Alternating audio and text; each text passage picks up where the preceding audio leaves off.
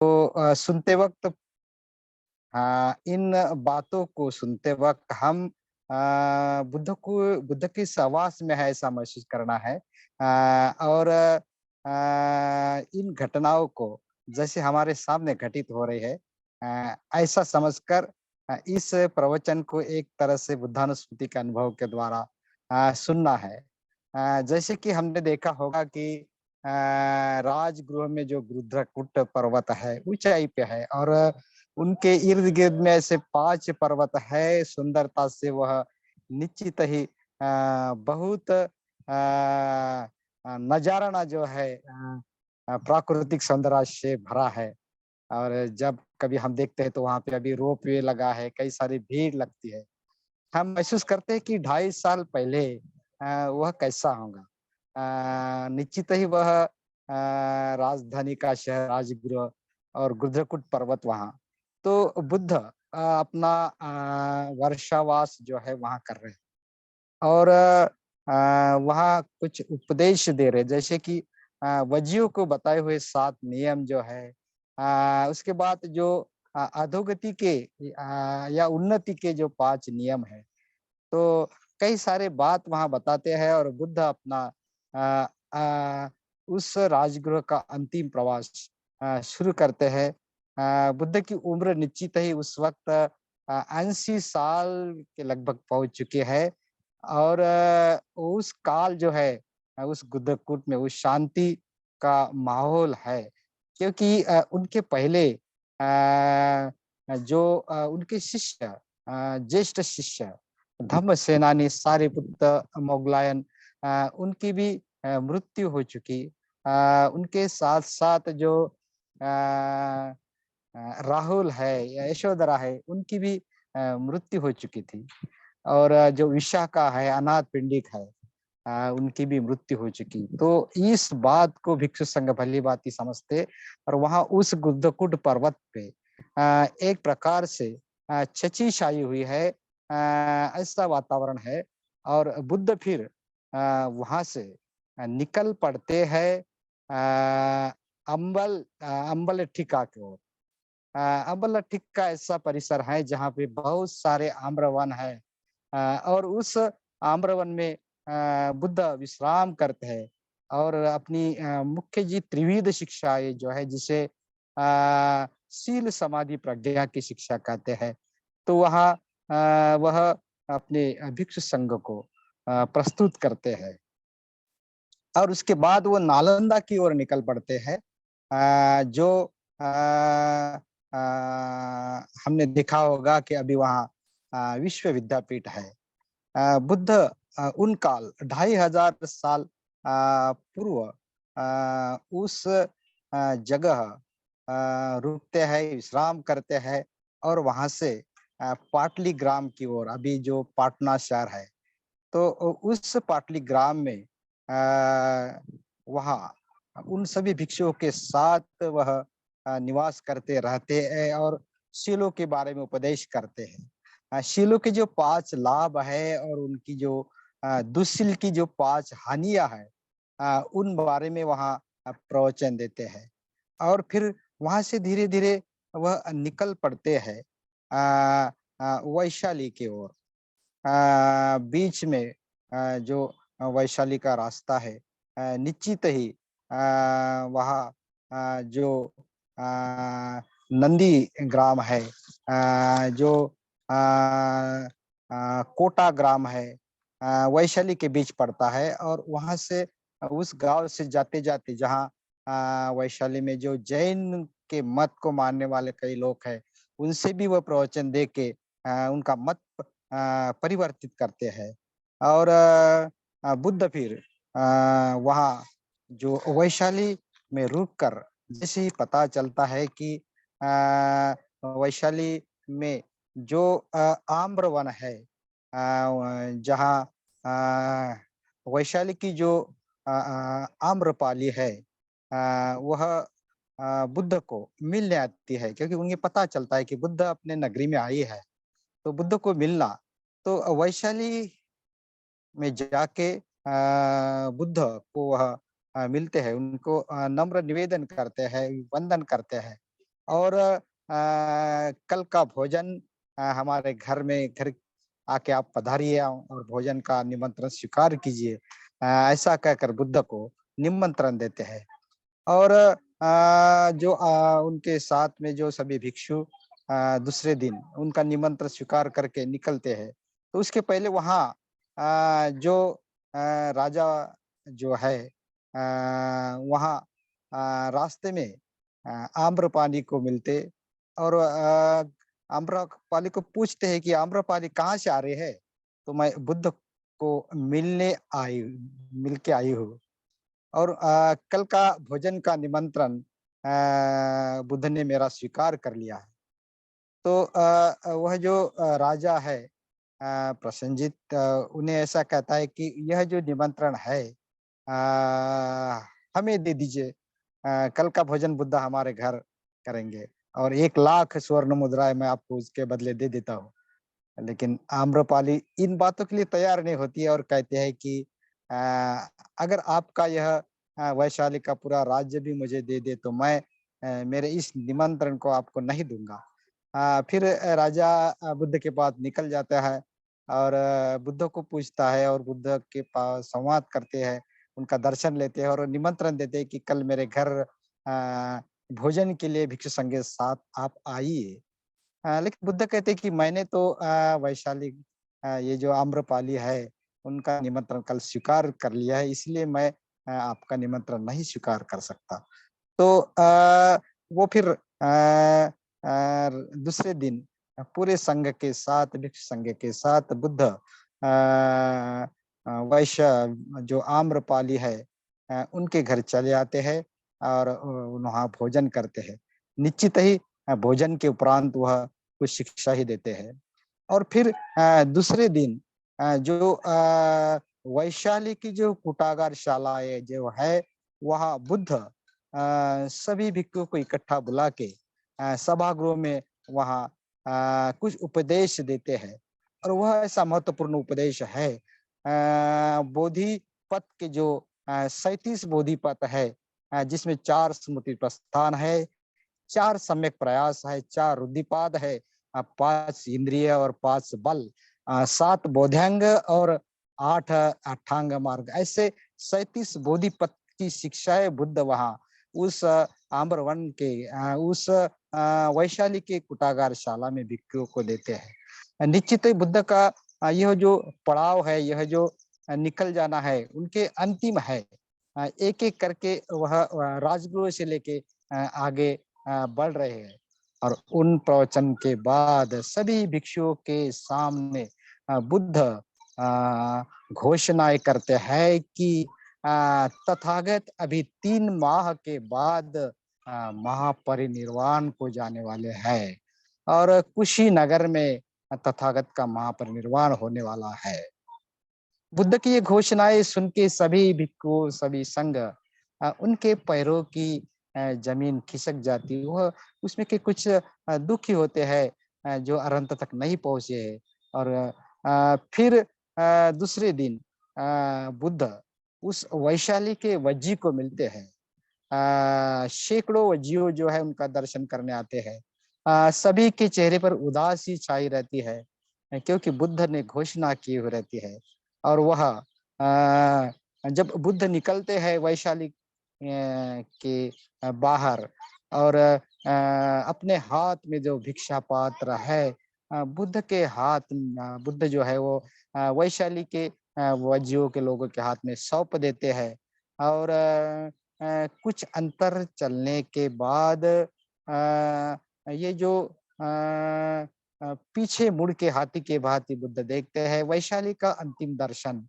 आनंद को बताते हैं कि आनंद यह अब मैं वैशाली का अंतिम दर्शन ले रहा हूँ। अश्रु पीड़ित नैनों से सब वैशाली की जनता ये जो है बुद्ध को विदाई देते हैं। भगवान बुद्ध आगे चल रहे हैं और उनके साथ आनंद और सैकड़ों की तादाद में भिक्षु संघ निकल रहा है। स्मृतिवान होकर वह चल रहा है। हर एक उनका पैर जागृति के साथ आगे बढ़ रहा है। जैसे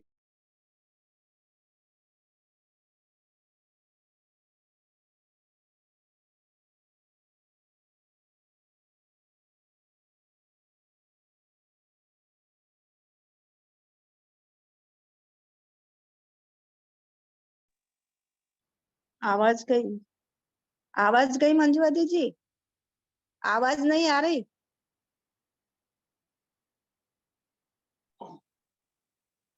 अपना माइक खोलिए, माइक मंजू वादे जी, माइक बंद हो गया आपका।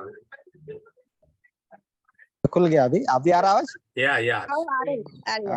Okay okay, sorry. तो बस हम लोग अनुभव कर रहे हैं बुद्ध के वैशाली के विदाई का। और वैशाली के बाद बुद्ध धीरे धीरे चलने लगते हैं। और वहाँ जो भंडा ग्राम है, जहाँ वैशाली की बात पड़ता है, तो भिक्षुओं को वहाँ कुछ प्रवचन देते हैं।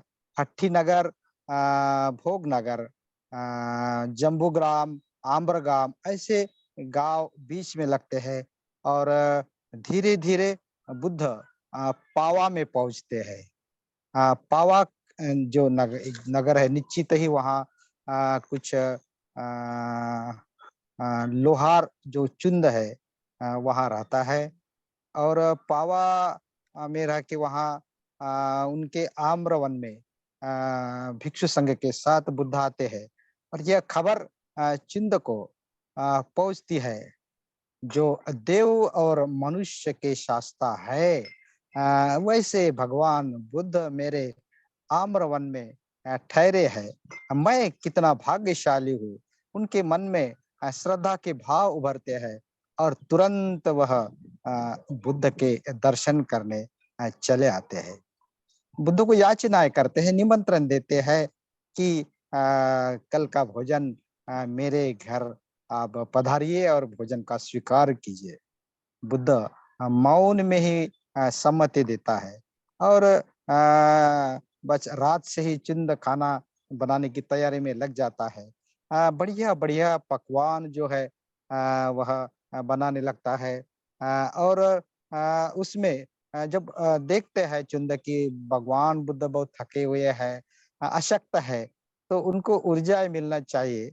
तो इसलिए वहाँ एक शुकर का भोजन करने की वो तैयारी करते हैं। भंडी जब बीच में भंडी ग्राम लगता है, वहाँ बुद्ध आर्यशील, आर्य समाधि, आर्य प्रज्ञा, आर्य विमुक्ति, इस ज्ञान का वहाँ उपदेश देते हैं। और इस ज्ञान को जो समझता है वह पुनर्जन्म को नहीं पाता है। तो बुद्ध का जो प्रवचन सुन के सभी भिक्षु प्रसन्न होते हैं।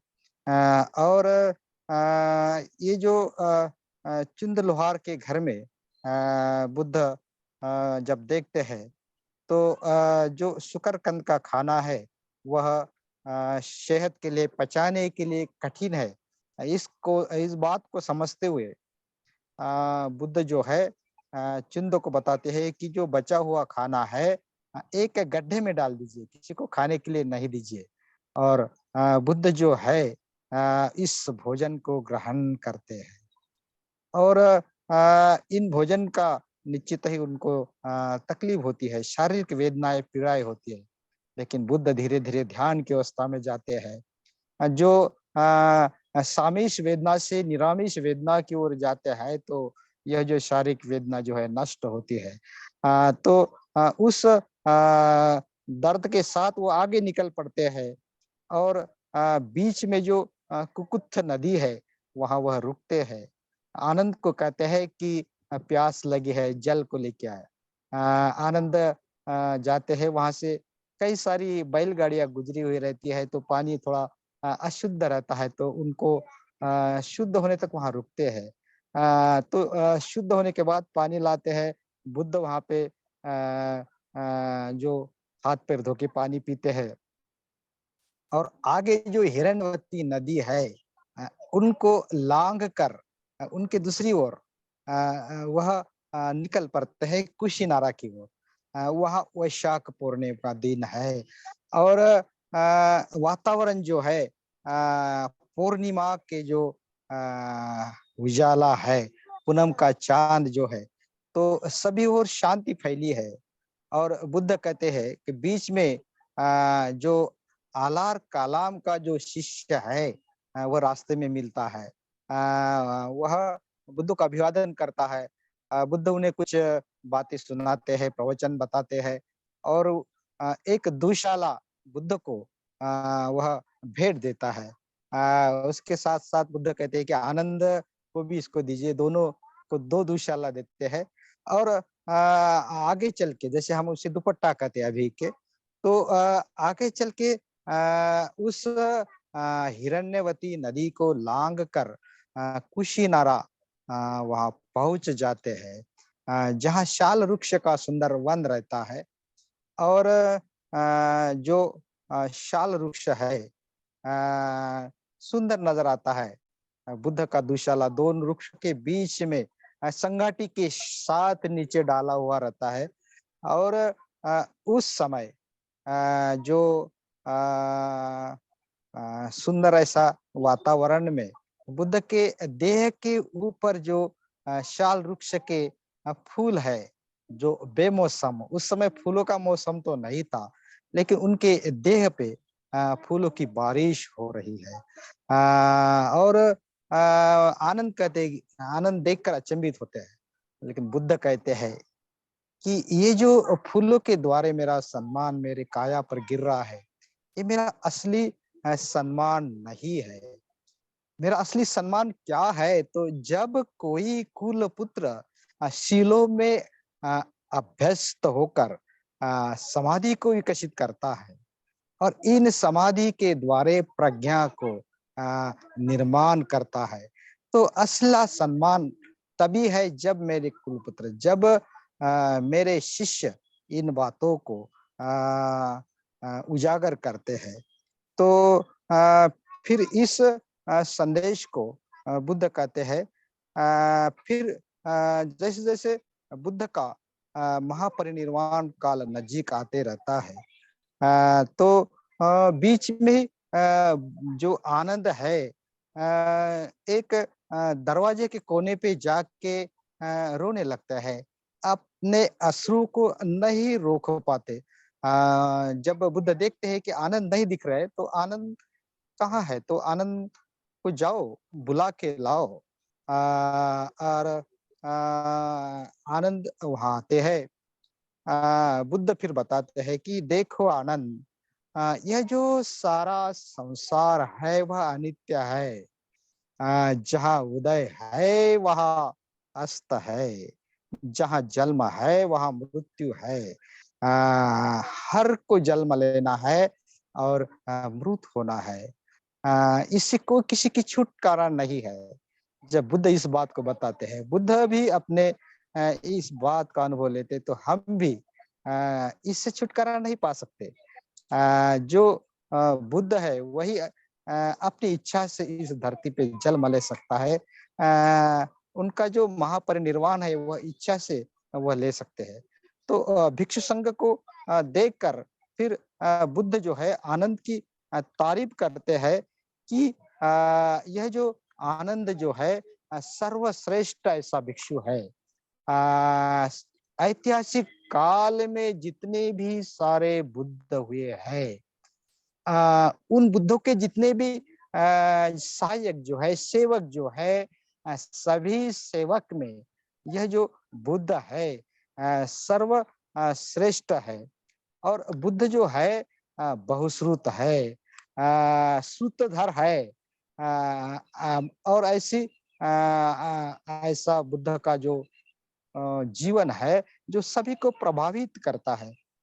आनंद जो है वह भिक्षु में भी लोकप्रिय है, भिक्षुनियों में भी लोकप्रिय है, उपासक में भी लोकप्रिय है, और उपासिका में भी लोकप्रिय है। ऐसे वह श्रुत संचित आनंद की स्तुति बुद्ध करते हैं।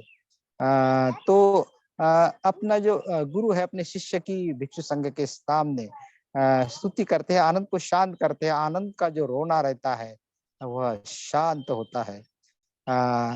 देखो आनंद, तुम ये मत समझना कि मेरे जाने के बाद तुम्हारा कोई शास्ता नहीं होगा।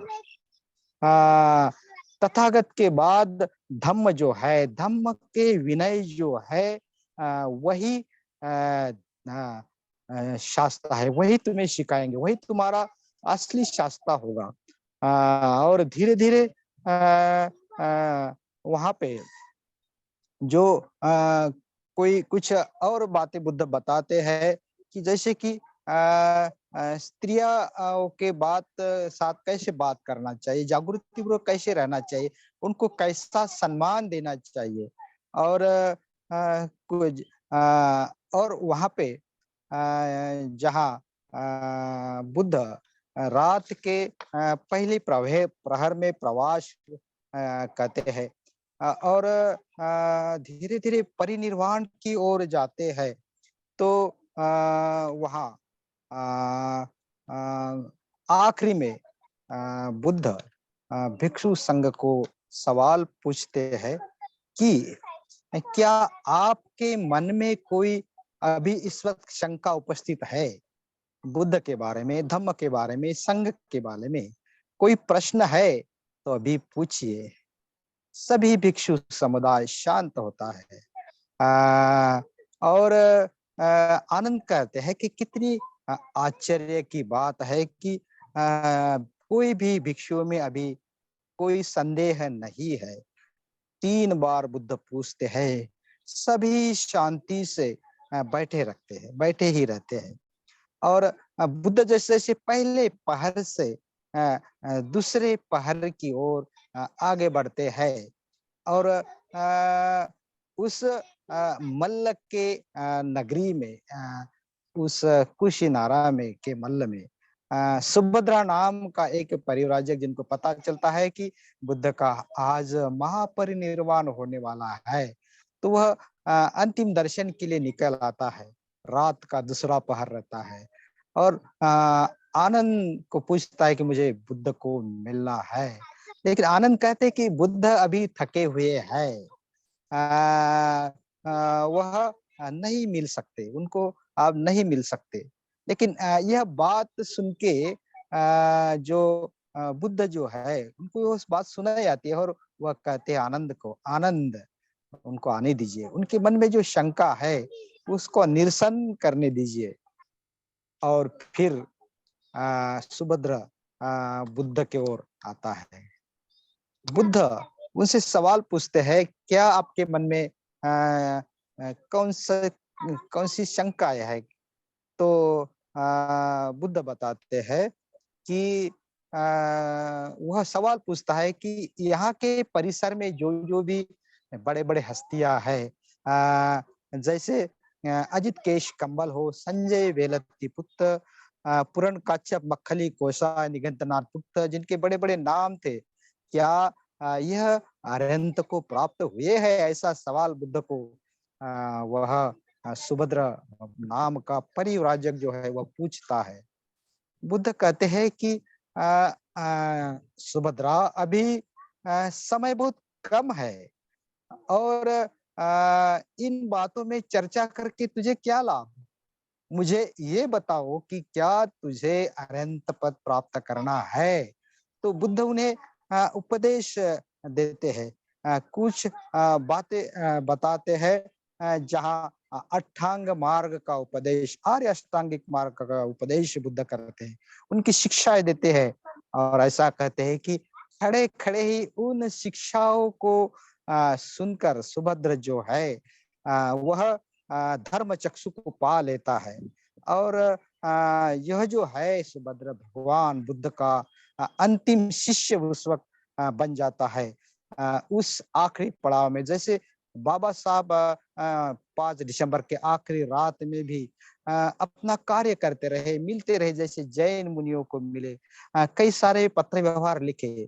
तो जो महापुरुष होते हैं मृत्यु के अंतिम समय तक लोगों के लिए मदद करते हैं। इसी कारण वह बोधि चित्त उनके भीतर बोधिसत्व में तब्दील होता है।